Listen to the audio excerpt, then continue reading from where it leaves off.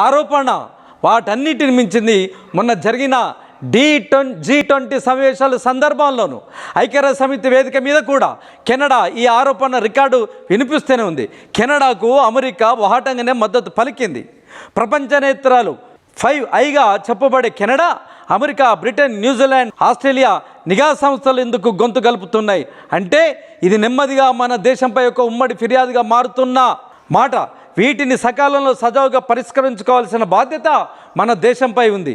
లేకపోతే కెనడా భారత్ సంబంధాలకే గాక ఇతర దేశాల్లో మన సంబంధాలను విఘాతం కలగవచ్చు. శాంతి కాముక దేశంగా మనకున్న ప్రతిష్ట దెబ్బ తినవచ్చు. బాగుందా ఎలారా? బాగుందా?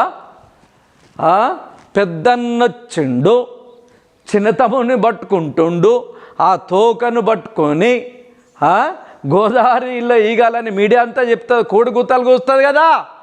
అమెరికన్ జో బైడెన్కి, ట్రంప్కు డప్పు కొట్టిన వాళ్ళు, డంబర డంబర డంబర డంబర డంబర డప్పు కొట్టిన వాళ్ళు అర్థమైందా? రేపు ఇందిరాగాంధీని చంపి పడేస్తుందంటే